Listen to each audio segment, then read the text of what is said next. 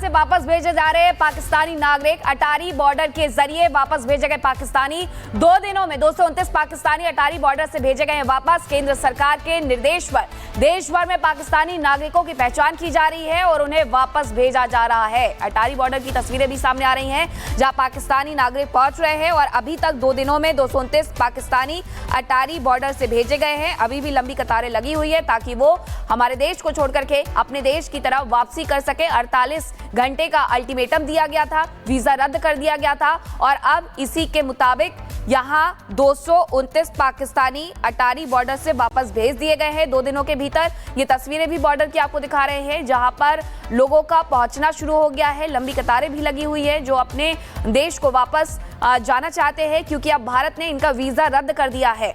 अब ऐसे में एक मीटिंग भी हुई थी सभी राज्यों के मुख्यमंत्रियों के साथ, जिनसे ये कहा गया था कि अपने अपने राज्य में पाकिस्तानी नागरिकों की पहचान करें, बांग्लादेशी नागरिकों की पहचान करें और उसके बाद इन्हें वापस भेजा जा रहा है।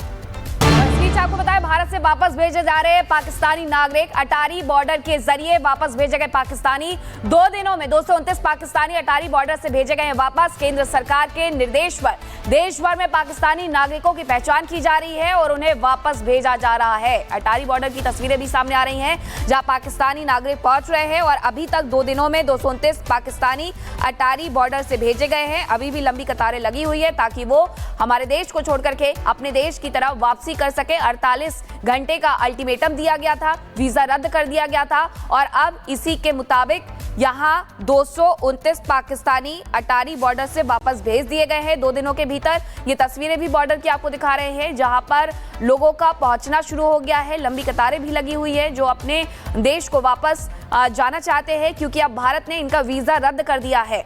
अब ऐसे में एक मीटिंग भी हुई थी सभी राज्यों के मुख्यमंत्रियों के साथ, जिनसे ये कहा गया था कि अपने अपने राज्य में पाकिस्तानी नागरिकों की पहचान करें, बांग्लादेशी नागरिकों की पहचान करें और उसके बाद इन्हें वापस भेजा जा रहा है।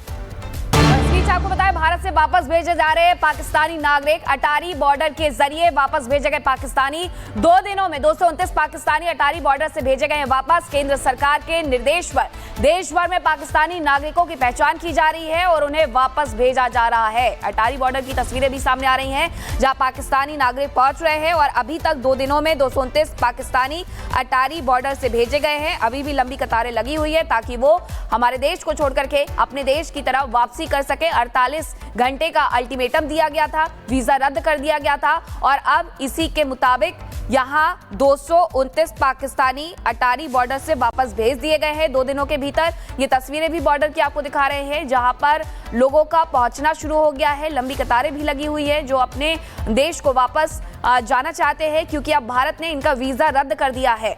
अब ऐसे में एक मीटिंग भी हुई थी सभी राज्यों के मुख्यमंत्रियों के साथ, जिनसे ये कहा गया था कि अपने अपने राज्य में पाकिस्तानी नागरिकों की पहचान करें, बांग्लादेशी नागरिकों की पहचान करें और उसके बाद इन्हें वापस भेजा जा रहा है।